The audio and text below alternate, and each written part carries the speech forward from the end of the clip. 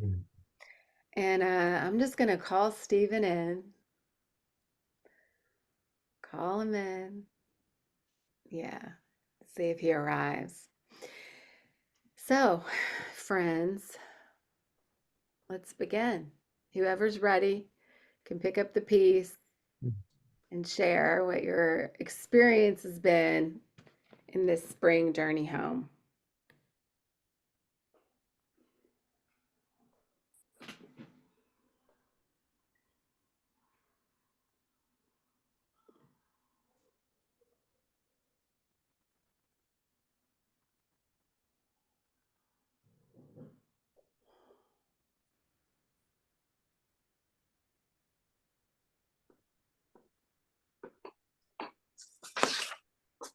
I'll pick up the piece.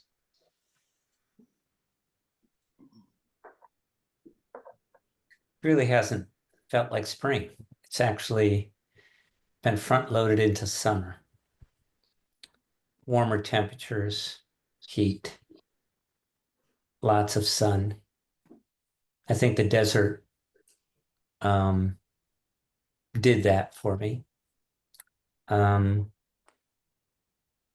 It's interesting that I could name one of my addictions,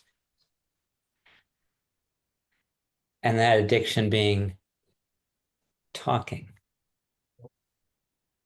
And so when I went into the desert, I made a vow to surrender words, and actually found in nature a seed pod of a sycamore tree, which is about the size of a marble and quite round. And within it, there are a lot of seeds within that pod.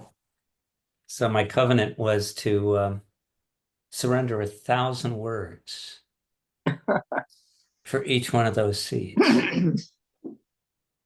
And I brought back 12, like the 12 apostles of those seed pods that now are gracing my altar to remind me of that covenant.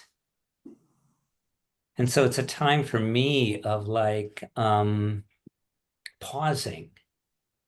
And I think it's a good space to be in. It's like pausing and receiving what is and not being frustrated by what isn't coming, more focusing on simply accepting what is, which is important in these times, I think, because there's so much out there to disrupt us, to distract us, to move us off center. And sometimes I engage too much in thinking and talking when I'm trying to process all of that out there in the world. And I'm recognizing the value of just settling down, settling in. And so I encourage you to be also think about what you need, not what the world needs right now, what you need, and doing what you need. And hopefully in 3 to 4 months, we will discover again, after a summer of delight, how it's changed us. So thank you for your listening. Thank you, Daniel.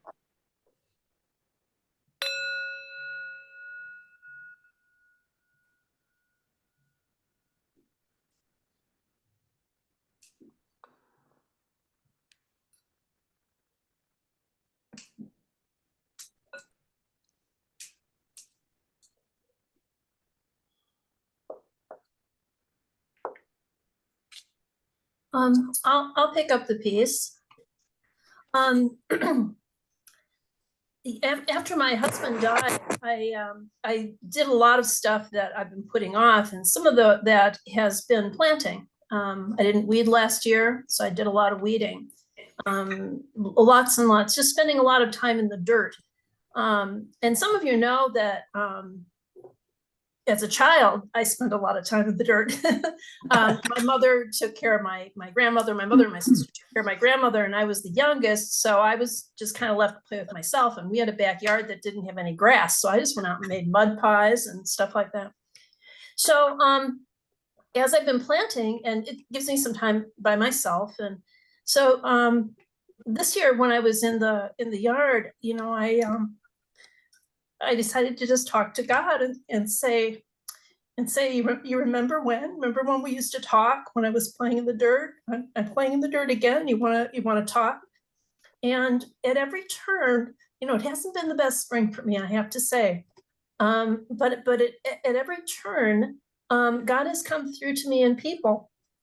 You know, I have a very good friend who also plants, and on Sunday night we sit back and we say, what a hell of a weekend that was of weeding, huh? What did you have, you know?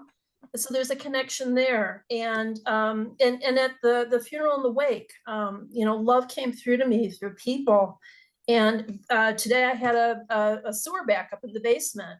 And, you know, my plumber came right away. He said, oh, you know, I'm not going to finish up the day today. You know, I'll come right out.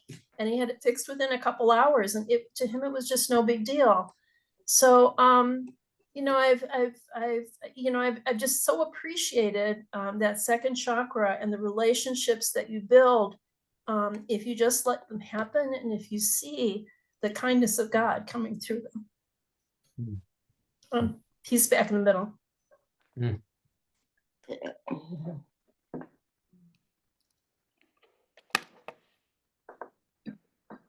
Thank you, Peg.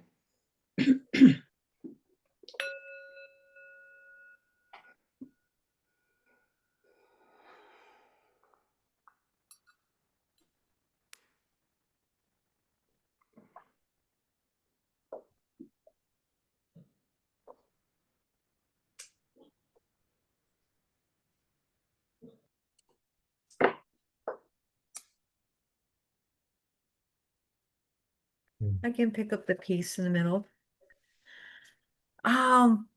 Spring has been interesting for me. I've done a lot of traveling. I was in Ohio 3 times.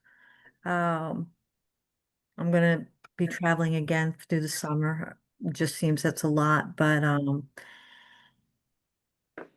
while I've been here, I've been really forcing to be outside and to be able to have that time to be in the dirt and planting. And I had to finish all of my planting that I'm going to be able to do last weekend because I know that this past weekend I had a retreat over at our parish.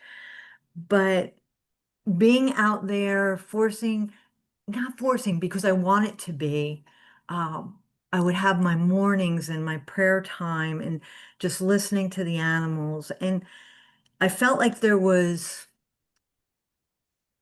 some balance in the life of the animals and some of the animals that are in my life.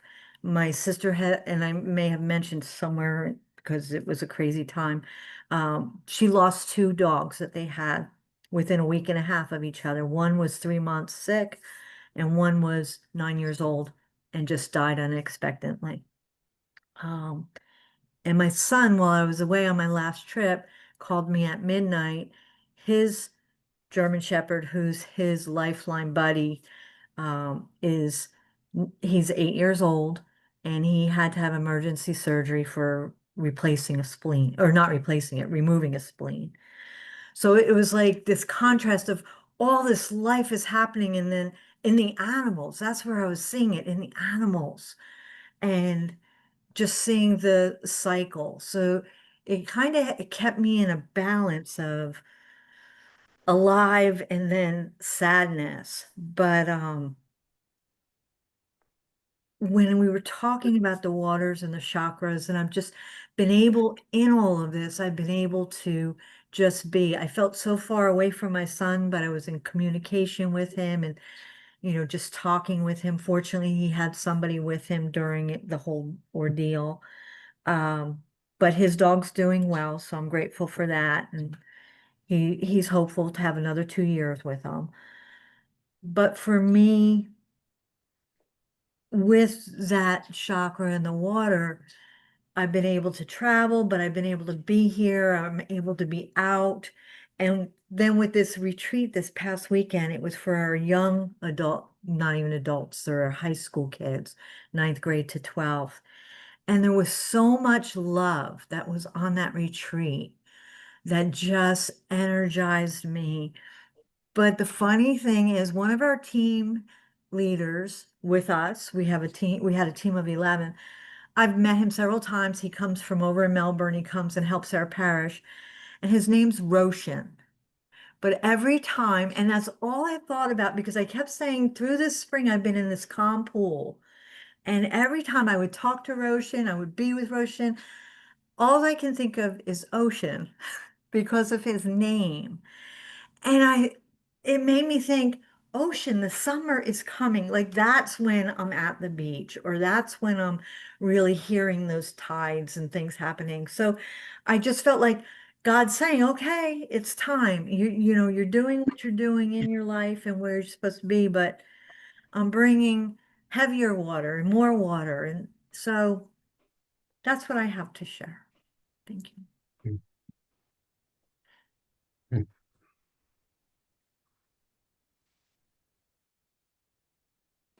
I'll pick up the piece.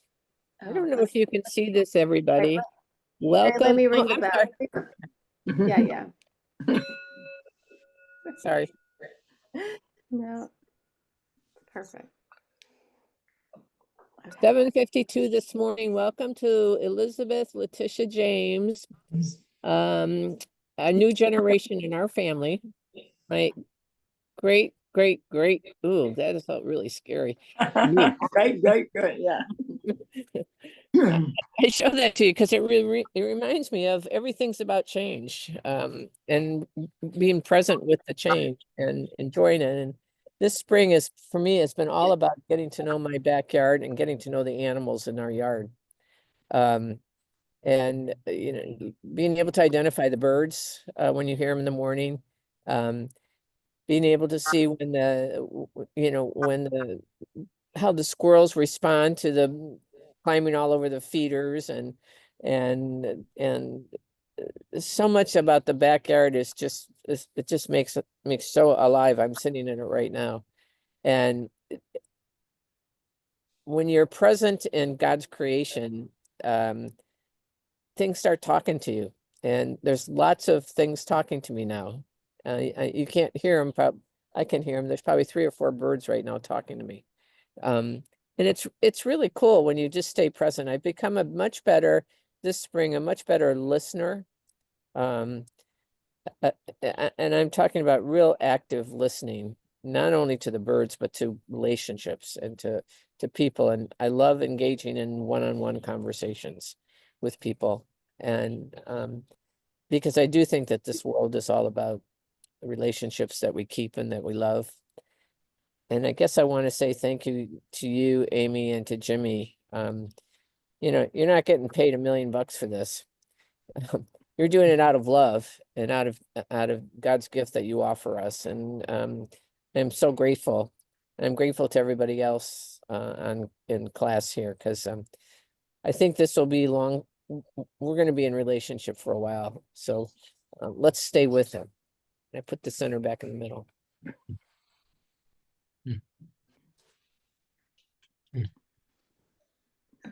Thank you, Mary.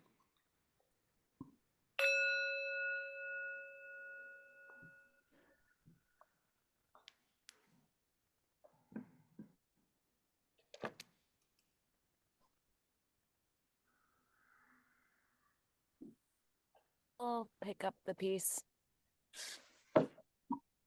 I am so grateful for to be in a community of people who are willing to so generously talk about who God is to them or what their relationship looks like with God. So thank you. I'm really tender today. I've been crying all day. I'm just letting a lot go, so just know that. Um, I think I'd like to share a poem or two with you. I wrote this poem at a writing retreat I did recently, and it's a diptych poem. So it's like two poems that go side by side and are in relationship with each other. And one takes on the voice of my grandmother, and one's mine. Mamaw Doris on springtime. So many damn seeds flying when sun shines on dust. In the air, so much dust, another something to clean. Some seeds land with no chance, while others get all the luck. I am one of the lucky ones. Even when I am dust, I bloom every year. Springtime note to Mamaw Doris. Your rose bush at Rough River Lake is wild and resilient. No one tends it but nature. No one waters your rose bush that I know of besides me. But only sometimes I do, not even every time that I visit. Some call it neglect, but I like seeing what becomes when I let you just be. And then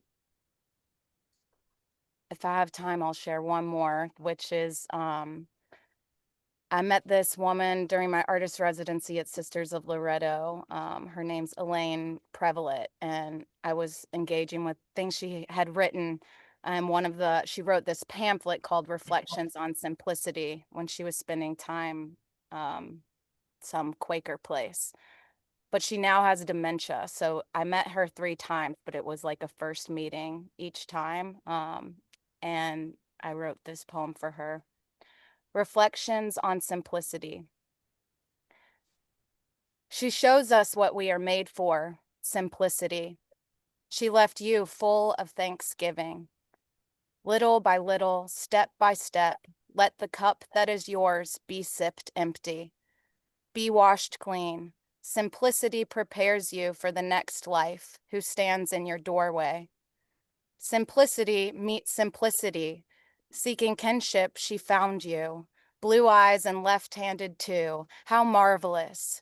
How marvelous Simplicity's smile. How marvelous Simplicity's adventures, Simplicity's mistakes simply spiral into continual meetings with mystery.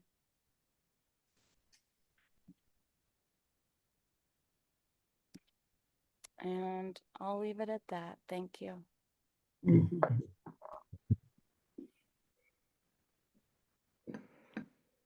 Thank you, Leah.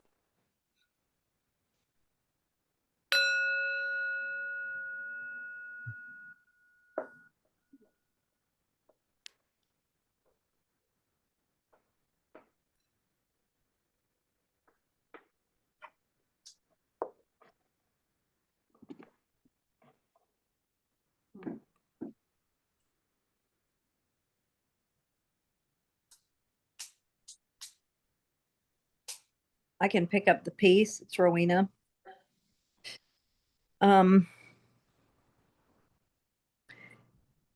So I've been doing a lot of work in the last few weeks with attachment theory, which I didn't know anything really about before.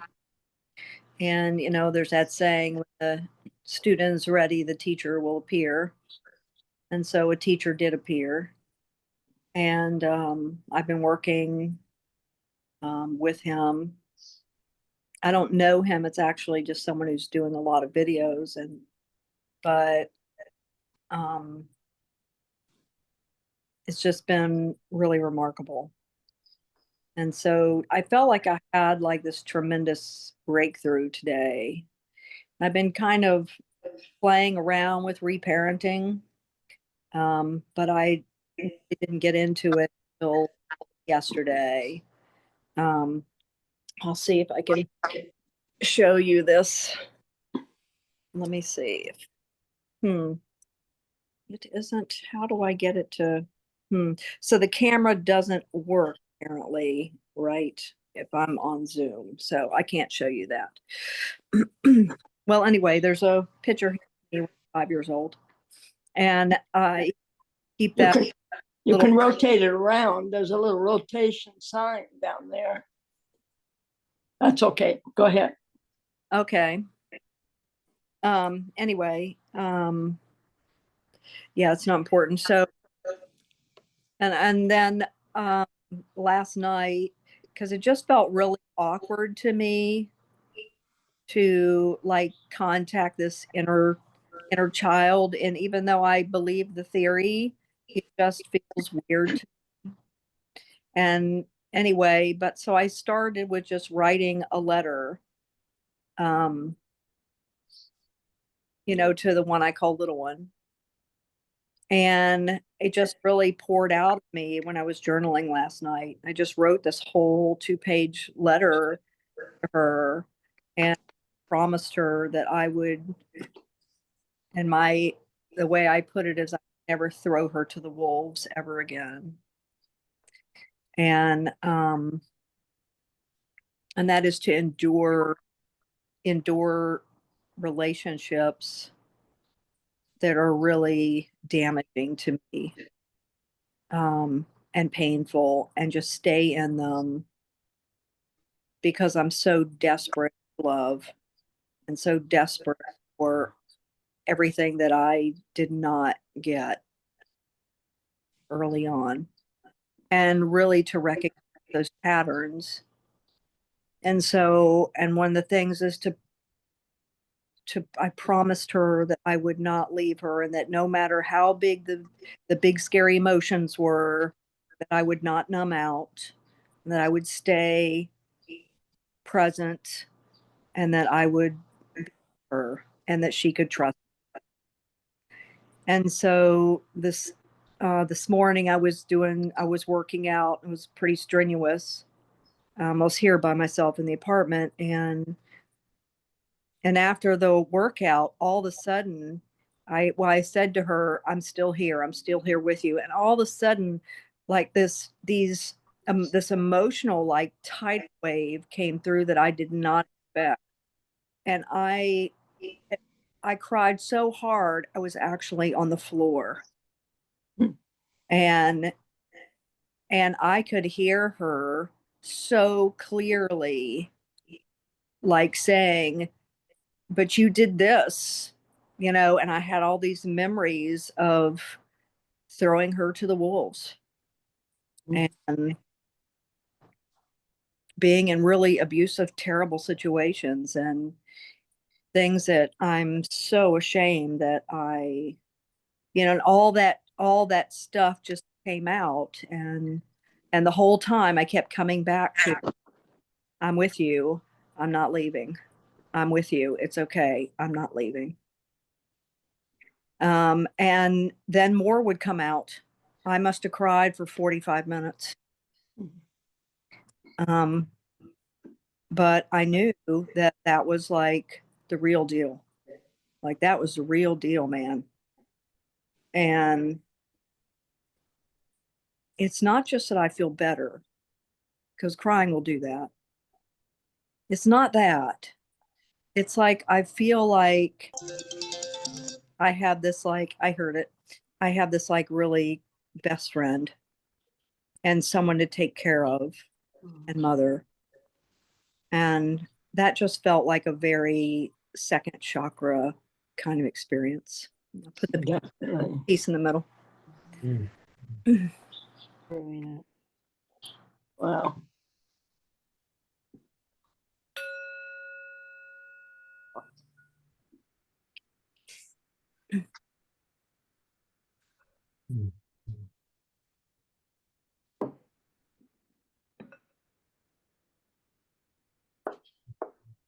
I'll pick up the piece. I'm feeling some resonance with some of what you shared, Rowena, so it's inspiring. Yeah, the second chakra. Oh my gosh. It's been like a huge, massive waves, tidal waves, bringing me more fully into myself. And so when I can trust what's there, the feeling, the emotion, and just ride it, let it ride me, it brings me, well, it brings me home. Yeah, it brings me home. So, I mean, this is in the context of my children, big stuff with my kids this season, big de-patterning and repatterning, big stuff with my parents, big stuff around the erotic, as I complete the divorce and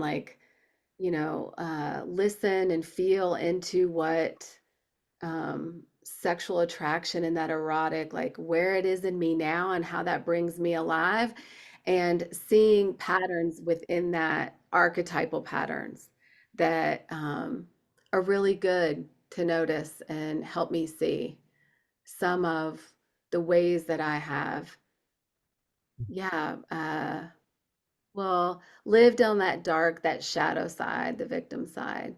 And so, what does it mean to recreate some of that? Um, a couple of weeks ago, I was hit with this wall of exhaustion, just like I have never been that exhausted. And to allow myself to rest and to care for myself when all of this stuff is moving in the background and my dad is in the home, which is a whole other thing, was like the most loving thing I think I've ever done for myself. And so I laid in bed and I rested. And in doing that, my experience was like laying in the arms of the mother, and I was the mother, and just loving on myself in a way that was so caring and tender and nurturing. And you all, the thing is, like, I think that what I just, there was something about totally trusting myself. Like I can trust myself to take care of myself and to make choices that are um, loving and true and not caught in these old patterns that diminish and um, constrict. And so there's been a lot around surrender with this too, because what this means is that I get to allow myself to be right in the moment and welcome anything that comes both inwardly and outwardly, and simply be there. And so my experience is not only riding the waves, but what I've told myself is I have been the waves. Like I am the ocean. I'm not just riding them. Sometimes I get carried away in the undertow and I'm way down deep in the deep, dark, like blackness of the sea, the mystery where everything is unknown. And then I rise up where I can like see the horizon and everything is clear. But that's been my experience this season. Um, And I'm so grateful for these archetypes and the patterns because I can see so clearly. They just help me see.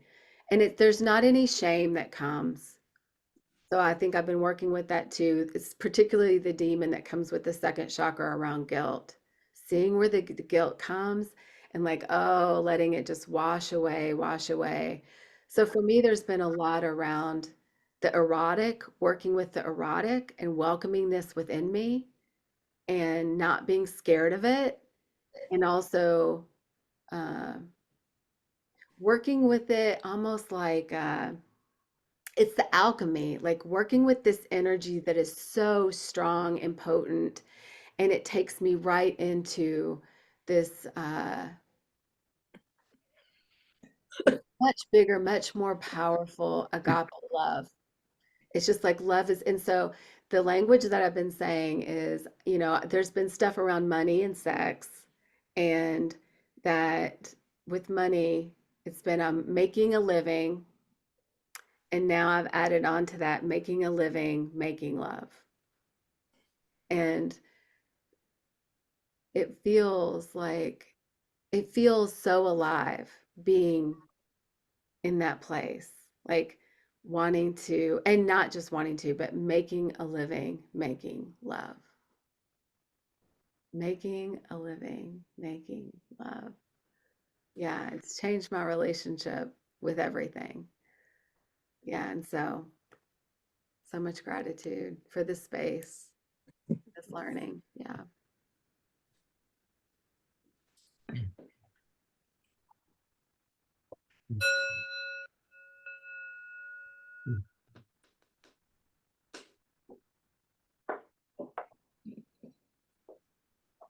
Okay, I'm taking the piece before my heart jumps out of my chest. And the reason I say that is I come very close to uh, quitting this class. And I could have given reasons like I was too busy and I've got too much on my plate and yada, yada, yada. But the real reason is I get extremely nervous when I speak in front of a crowd. So with I can do it with, very close friends and a group of close friends, but getting into a crowd of people that I'm just learning to know for the first time is pretty scary. And when Jimmy made the metaphor or the characterization of floating down the river and hitting obstacles, I knew that I kept hitting this one. And no matter which river I went down, I hit this one all the time.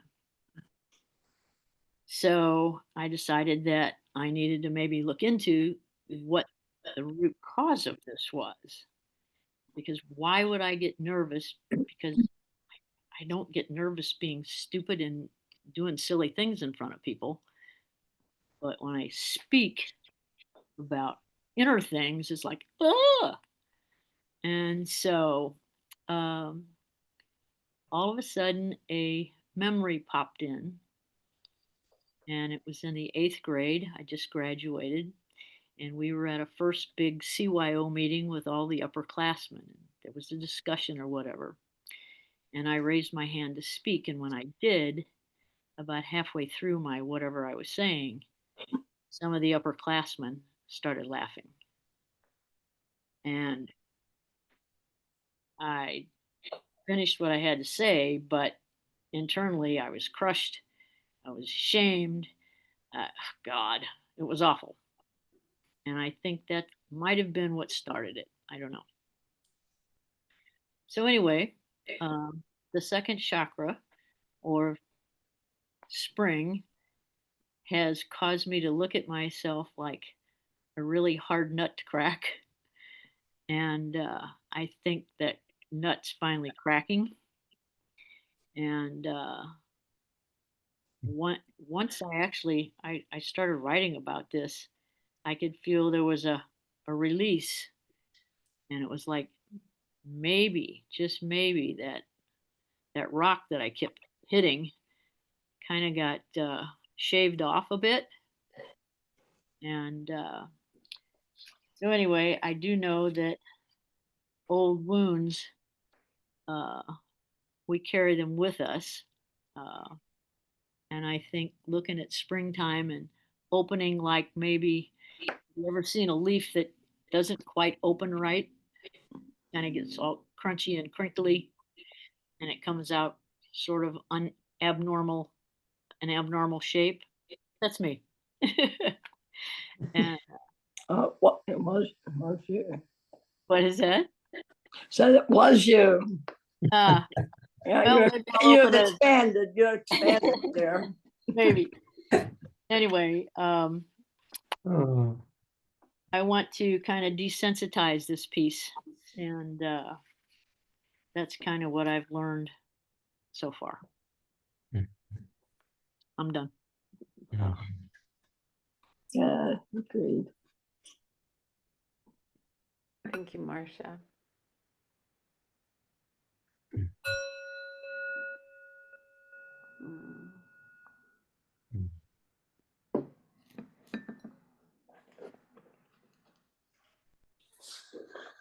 Well, I can pick up the piece.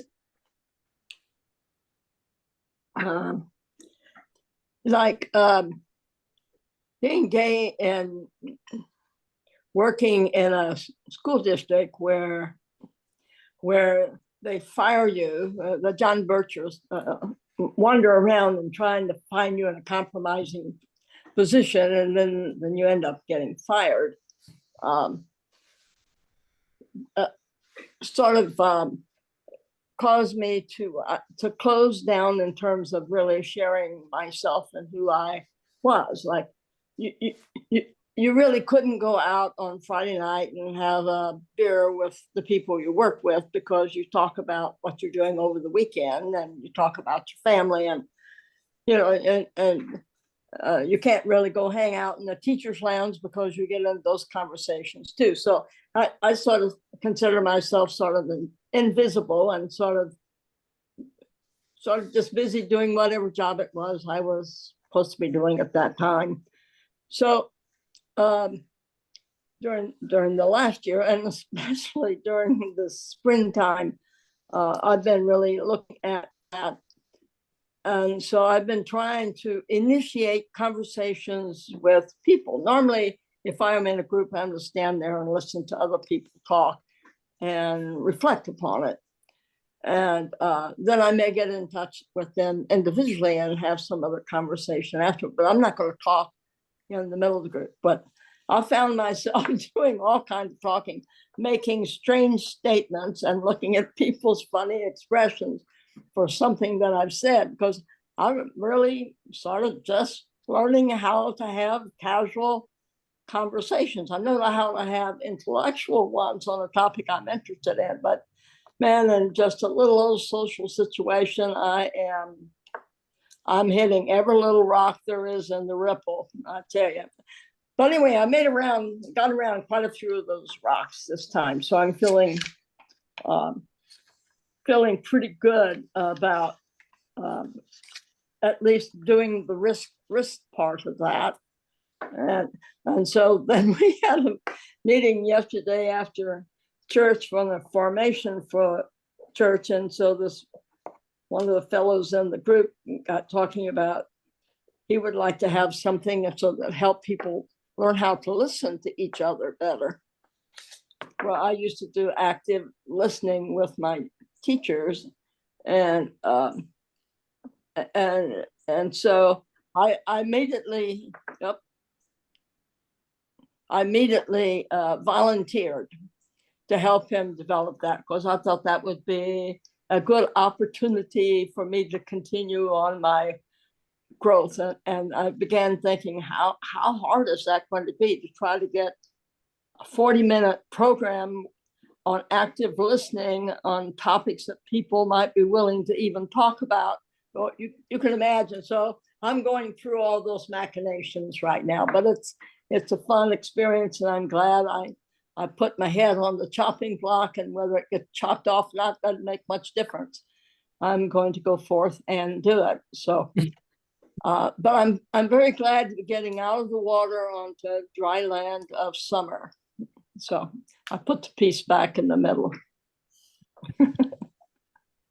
Granny J, you reminded me I want to take you out for a beer.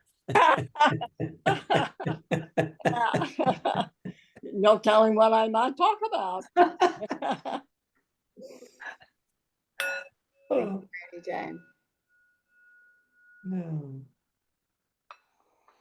I'll pick up the piece, and apologies for I'm sitting right where the sun is setting, and so and I can't get away from it. It's lighting up your mouth. Well, we don't need any more of that. It's a great big smile. I had to give myself a lot of grace to be here. And I'm okay with that. Because I had to admit that I have not devoted myself here the way I thought I would. And when I say I'm going to blame life for that, I am going to blame life for that. I'm in a season that is not related to the 4 seasons of the year. I'm in a different kind of season of life. And I can use the water metaphor in a way that this is not my original thought. It's something I read recently about, when you walk into the water you stand in is never the same.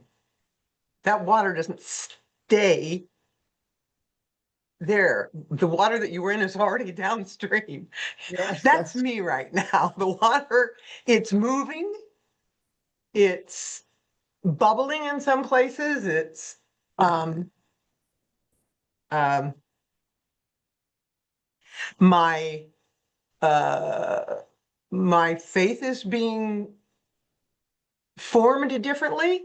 I do very little God talk. Although that's my foundation. But, and again, this isn't my thought either. It's some of the reading I do. John Caputo is somebody I love to read, and you can juxtapose, God and not God, but there's a third thing called not God, and that's kind of where I'm at.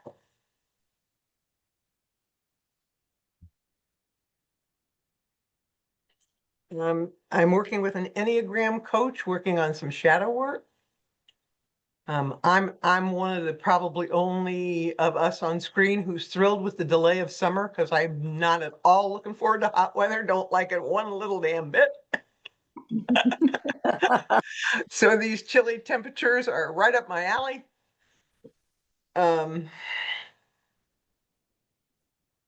Things just are shifting in caregiving for a cousin with bladder cancer, and who is living, who should have decided to live in a different facility, and now is in that ugly place where decisions have to be made instead of making them on your own. Really makes me reflect. Again, that water moving. I think I said last month that I'm in this settled and unsettled, and that's where I am. Home, whatever home is to return to, is shifting. And it's not scary. It's not unwelcome.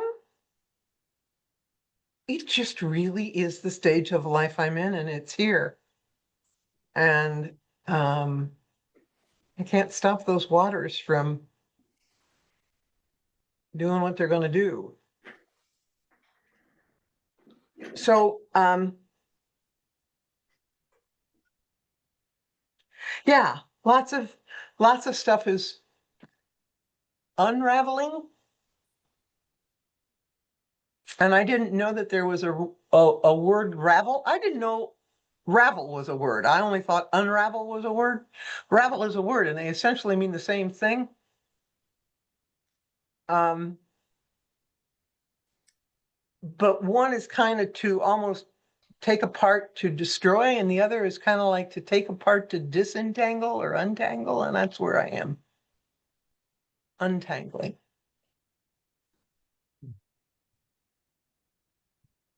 And it feels a bit like liberation.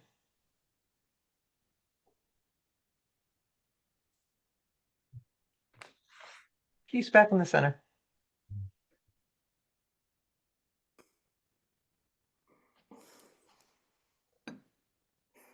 Thank you, Mary Beth.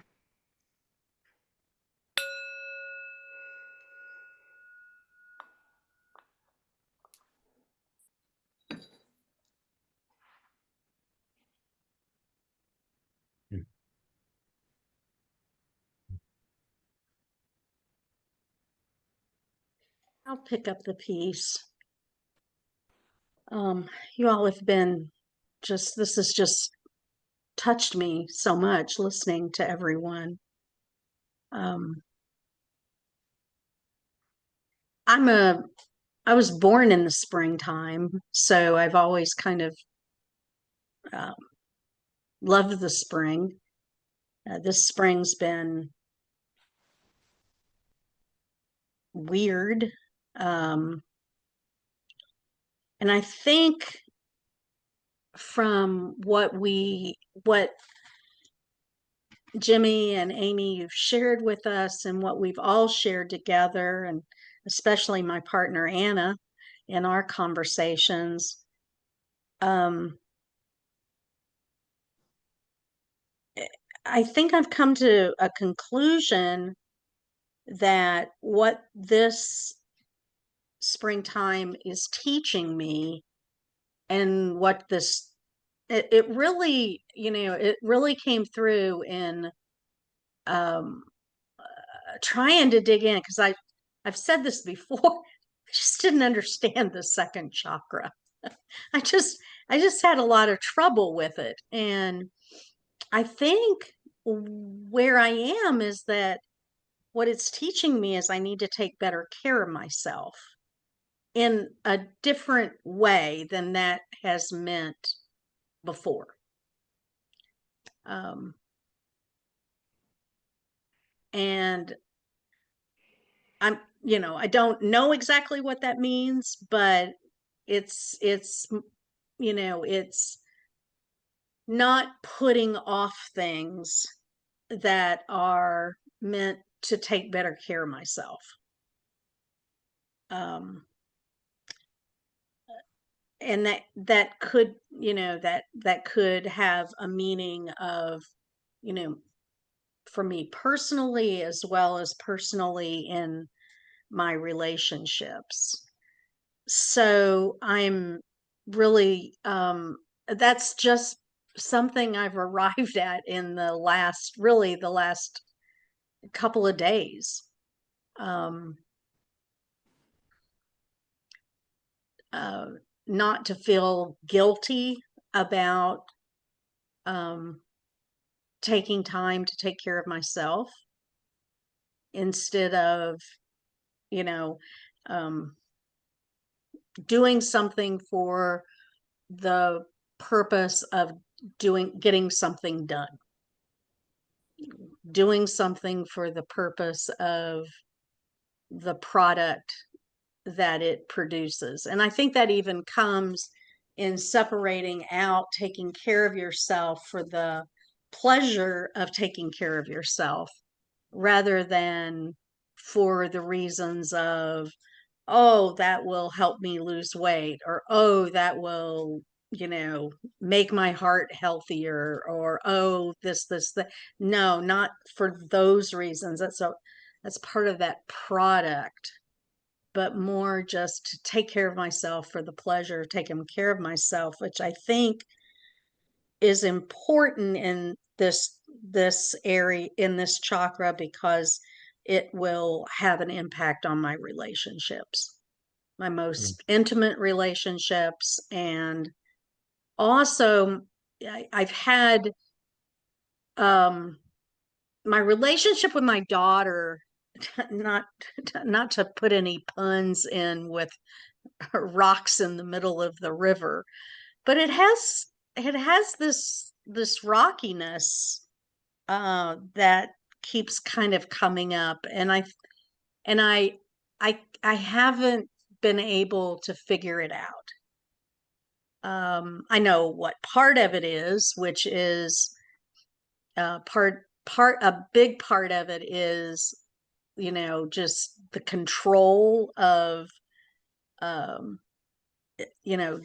not trying to I don't want to say control our relationship, but there's an element of control there. It's kind of more of um, hurt feelings when you offer something out and it just gets blown away because, well, that's old thinking, or that's that's oh, that's the way you did it, mom, that's not the way, that's not the thinking these days. So anyway, this is a lot for me to think about, and it's just really emerged for me in the last day or so.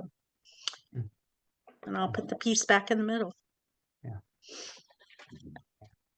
Thank you, Carla.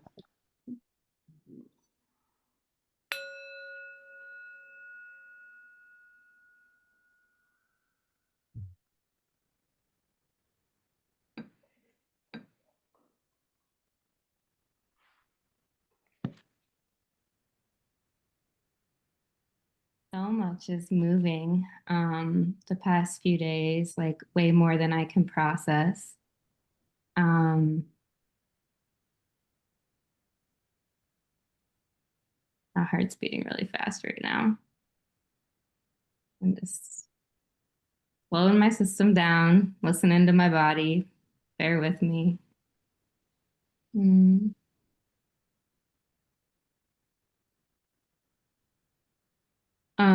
I lost somebody really suddenly a few days ago. Um,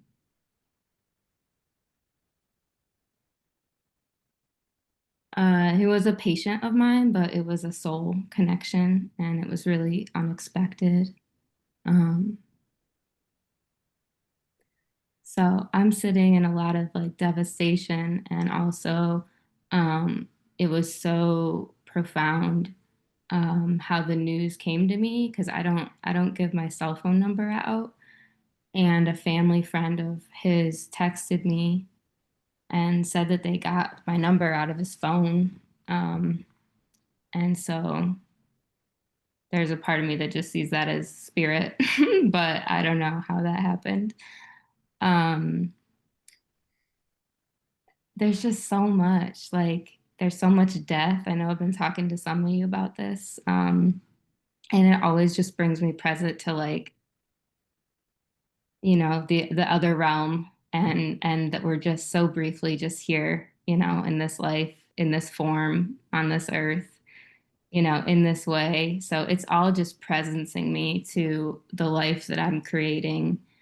Um, I'm holding a lot of uncertainty.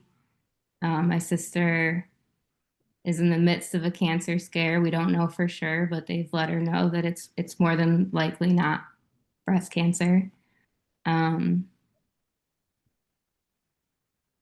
a little bit before this, I got a text message that my best friend, who's 5 months pregnant, will be terminating her pregnancy, and she needs to get out of Texas as soon as she can. Um, and like you guys have said, it's just everything has changed, right? Like I also know that it's just like presencing all of us to like, this is it. This is it. Like, you know, this is it. Like this is, this one life. And so how can we just keep showing up in love and be so precious with it? But yeah, I mean, so much is hitting at once. And the teaching for me this season has really been a lot of discernment, so much discernment, around um, not going back to sleep, really, in the sense of consciousness, in the sense of waking up, you know. I find myself getting sucked in sometimes to numbing and then just waking up again. And so that's how I'm experiencing some of these heartbreaking, devastating things. It's just also presencing me to how much I love, um, love each of these relationships, how I want to be in relationship, how I'm living in ways that I want to be, in ways that I don't want to be. So much gratitude for the witnessing and for everyone's sharing. I'm just in such deep gratitude to land here tonight. Peace back.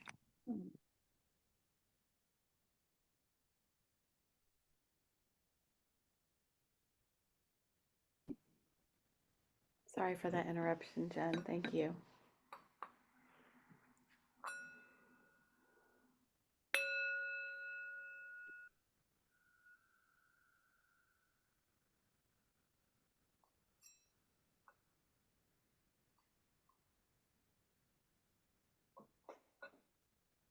I think I might be last. Thank you, Jen.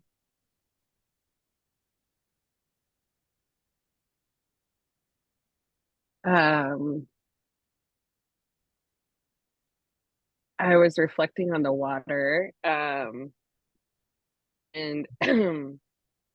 thinking about like the last few months. I've been traveling more over the last 6 weeks than I had in a very long time, and more than I'm used to. And so this week is kind of like settling back in, or this last week. And I was thinking back to, I visited Wisconsin in April, and there were over to the water stuff. Maybe it was around there. Stream that I went to with the kids nearly every day. And I actually, funny enough, came to sit out on my porch, as many people did, and I collected that stream. I had just planned to get water, but Damien, the little guy that was with me, we were looking at mossy rocks together. So he felt I needed to bring rocks home too, which totally good choice. So the water isn't clear because now there's algae in the water and on the rocks. And then this last week I was at a music festival in Maryland with my best friend and her, or Memorial Day weekend, yeah, with my best friend and her husband and their friends. It was bluegrass to all my Kentucky crew. It was amazing. And one of the things I was excited about going, my friend had told me about how a branch of the Potomac River goes past the where the fairground is, and they would go tubing every year. Well, they had tons of rain, and it was like pouring rain half of my trip there, and then my first night there. And so we walked down to the river, and it was just roaring. I mean, I'll just send a video through the email, but it was moving so quickly, and it was really high, and you could see where it had flooded. So there was like a bunch of large weeds that had been taken out. So you saw the flood devastation, and we kind of kept checking every day, holding out hope maybe we'll get to do tubing, and it never did. And actually, like one day it was a little bit lower, and the last day we were there, I walked down, and it was even faster and even higher. But it was so beautiful. But it was kind of interesting now that I'm reflecting on it, of like, oh, I thought I was literally going to be going down the stream, and we didn't get to at all.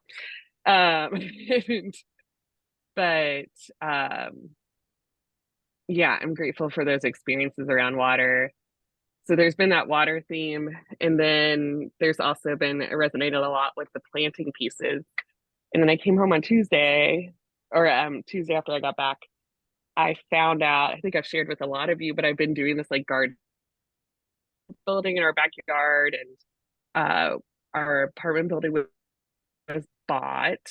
And at first, and they had kind of shared, like, I got with the property manager and show her around, and she was about what we were doing in community and the owner angled, all this stuff. And then we got an email last year that they decided they are going to change the policy, and we are not able to garden anymore. And I know, exactly. Don't understand it. It doesn't make sense. All these kind of things. And then broke, just like weeping, and I've had time to process. And I'm also so grateful to myself of like, there were pieces of me that were coming in with like, oh my gosh, in the midst of blah, blah, blah, this is not a big deal. In the midst of, and like all of these things. And I'm so glad I grieved it. And I'm so glad I've been present for it too. Had a couple days since we got the news that I just went down out back where I've been working on my like own little section of it by myself. And it's been really meaningful time, and just like sitting there and trying to be present to it and not rush past it. And the part of it too was coming up, like I just kept feeling like there was more to it. But when I keep talking about it, they're like, we're just going for a more uniform approach. And I finally realized it all connected one night. I was looking at all of the lawns. I love the garden people out here, the reactions. But I was looking at all the, just looking at the really basic lawns that are down here. And I'm like, oh, uniform. Like this is a like yet another thing of like, we don't value diversity. We don't value these things. We don't value nature, right? There's no uniformity in nature. Like look around. And we have this creeping euonymus stuff that's everywhere. And like that's what happens when there's uniformity. It's captured everything that was below it. So I was really grateful for that. Yeah, I heard the timer, so I'm gonna respect that. And I'm also grateful I got to be in 2 community gardens on Thursday and kind of have some moment. And then I went to a panel on interfaith responses to the genocide in Gaza. And they talked about collectivism and like whatever we do, doing it in collective action. And I am grateful for, I've needed this time for me, and I've needed some time to garden on my own and do this and process a lot. And I'm grateful that I can take these plants out now to new homes in the community where I could be with people even more. So we'll be learning about that this summer, I guess. But yeah, peace in the middle.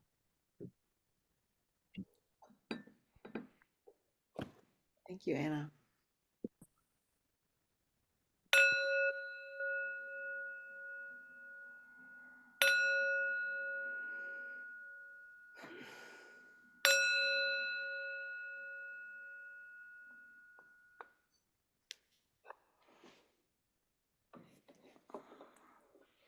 Wow, such beautiful sharing. Thank you, everybody, so much for opening your hearts, your brave, beautiful hearts. Yeah, so beautiful, so beautiful. So as promised, Granny Jane, I want to do a bit of review here as we wrap up tonight. And I think we'll be able to I think we'll be on time, but it might be that we just go a couple minutes over. So we're gonna shift the energy a bit here. Granny J, are you ready? Everything else? Yes. Okay. Sorry, my iPad died on me, and so I had to go hunt up. Mary came and hunted me up. Yeah, so sort of what we want to talk about a little bit is just a little bit of about spring. Spring probably is the season that has the most changes that occurs in it, because we started out and it's bare twigs and we end up with all of these leaves, and we start out with bare ground and our grass looking horrible, and then it begins to grow up and it looks better. So there's a lot of change going on in spring, just like it was going down the water, which in the second chakra says where there's always change. And we've talked a little bit about Jung's archetypes. We're going to talk about those some more coming up. Archetypes as a sort of built-in kind of behavior response pattern that one can use when you find yourself in a situation and you try to figure out what are you going to do, and something just pops in and you start doing it. You've latched onto an archetype. And probably later, when you go back and reflect upon it, you might decide you want to act a little bit differently next time, or respond a little bit differently and become more a creator than just a responder in that situation. Then we went into a, you know, I'm just going to leave my notes away because they're going to take too long. Emotion, the second chakra is where the emotion sits. And the emotions are the things that drive you to do something or not do something. And with those emotions, then, because we are developing and becoming aware of other people and choosing who we're going to be in relationship with and what kind of relationship that's going to be, the emotions get all tangled up in that also. And probably walking along with that is probably our past lives, where we have responded always in certain ways, and we may have come back this time to learn to respond differently in that situation. And so sometimes when you find those really hard situations, I think that's the perfect time to sit down and do a lot of reflection and decide how you might respond to it differently this time. And keep in mind that when you go out and you look at any situation in nature, if it's a successful environment, if man's leaving alone and just letting nature do its thing there, they're going to resolve all those those kinds of situations in a very cooperative, collaborative manner, so every voice is heard or every need is met in one way or the other. And so this chakra is sitting right in the middle of all of those complex kinds of interactions. But you can't be in the world and a part of it unless you're in there with those interrelationships, because we can't be isolated either. So we have to be a part of it. And so that was a big part of the second chakra. And when you run into relationships, you also run into the sexuality and all the aspects of that. And that kind of relationship is a total different relationship, just one of friendship or one of companion or one of a workmate, or there are all kinds of those different relationships. And they all seem to have a different set of emotions that go with them. And that is a part of this. Another part of this particular chakra is the beginning of awareness of our biofields. Now, we started talking about biofields earlier, but in this one we have the consentence, which is really built into the energies of the second chakra, is wanting you to become aware, not just of the other person and what they're saying and what they're doing, but their energy field and what that energy field is telling you. And when we have these sharing situations like we've had tonight, our gathering,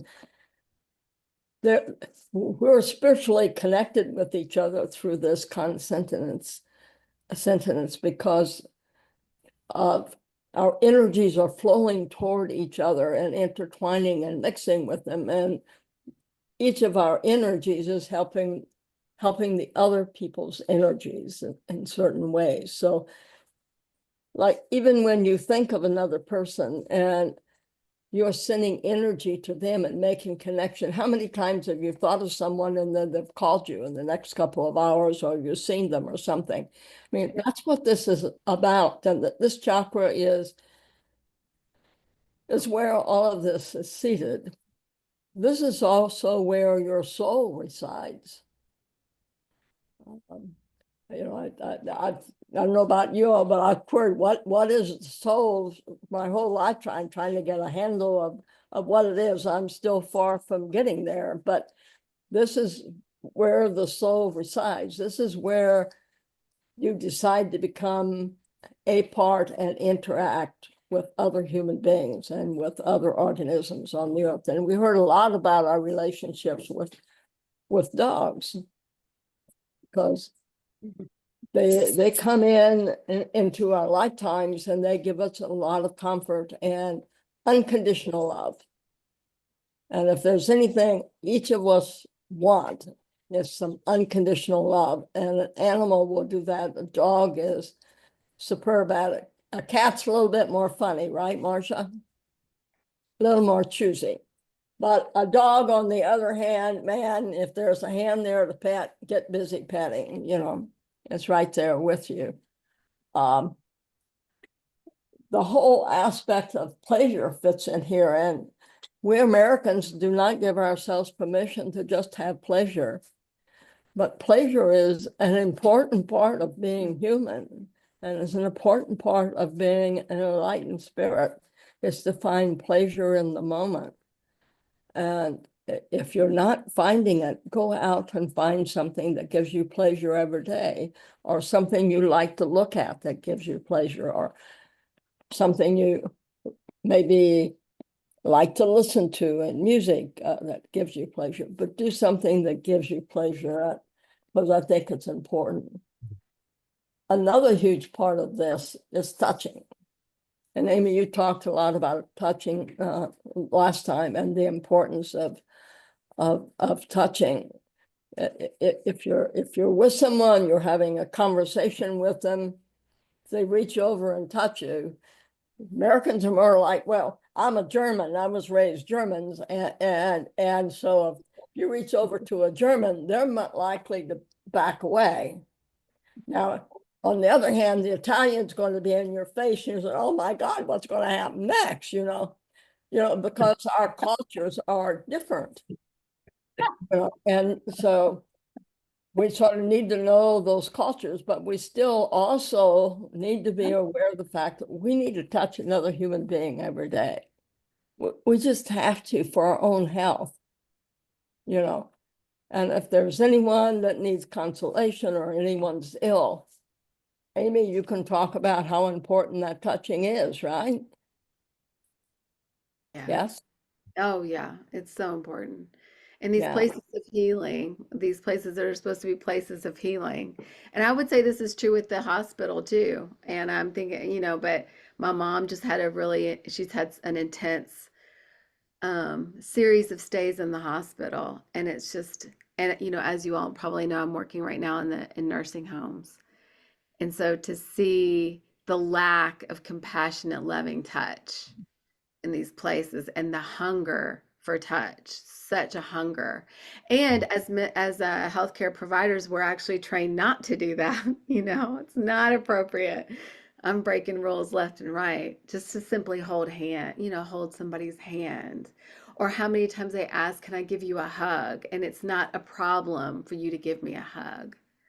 Yeah, but we do have a fear of, I think part of the second chakra and the wound around this wound of the masculine, the feminine, the wound of the mother, the father, our relationship to sex and relationship to other, we live in a place of fear around it, and we don't trust ourselves and each other.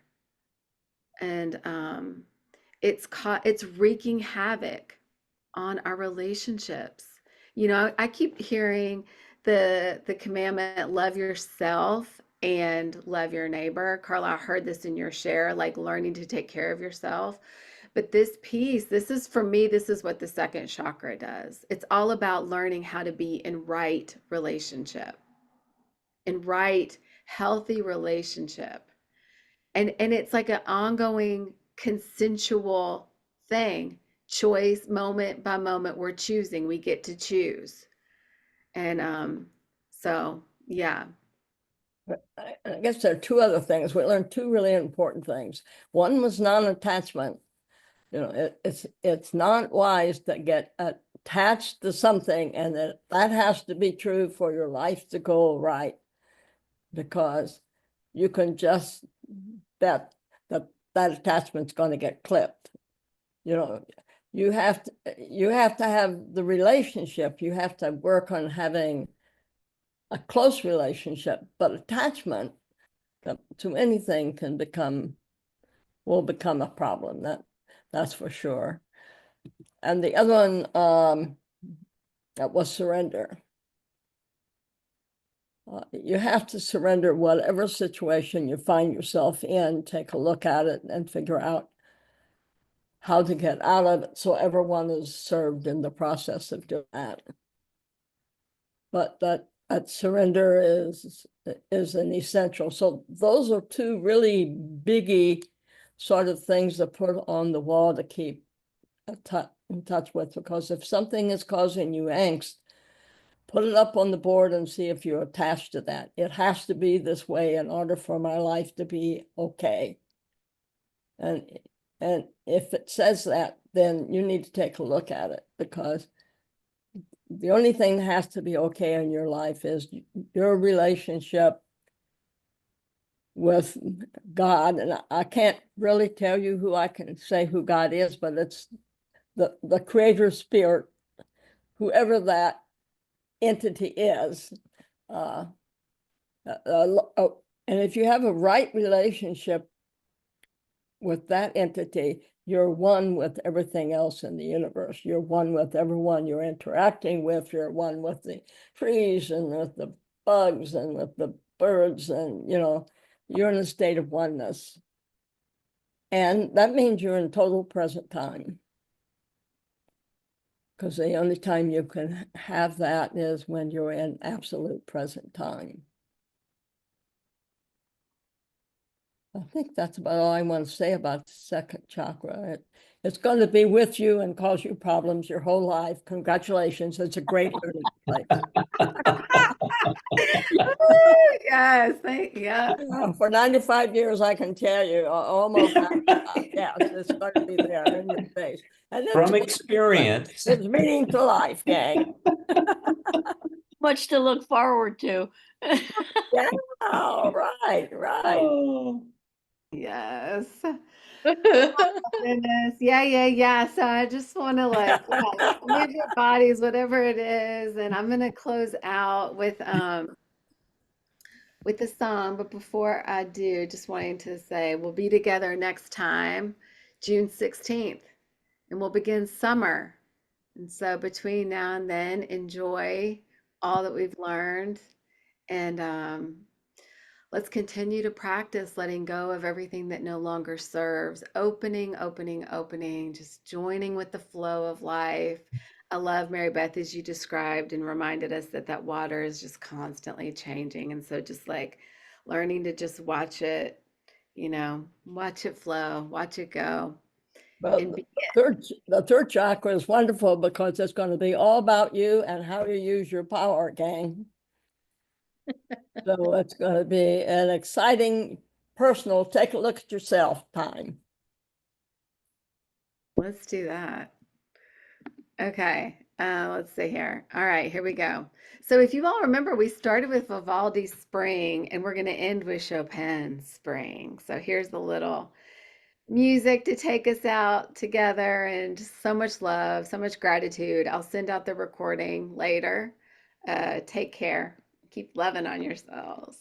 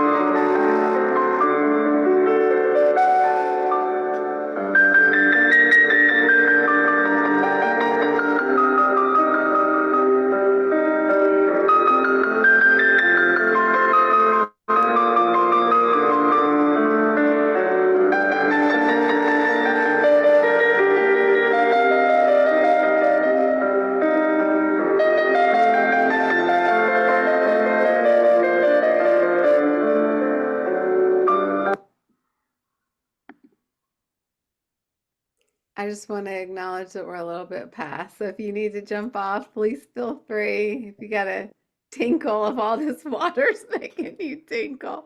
Otherwise, I'll just continue playing until it ends. We've got 3 more minutes, but much love, everybody. Yeah.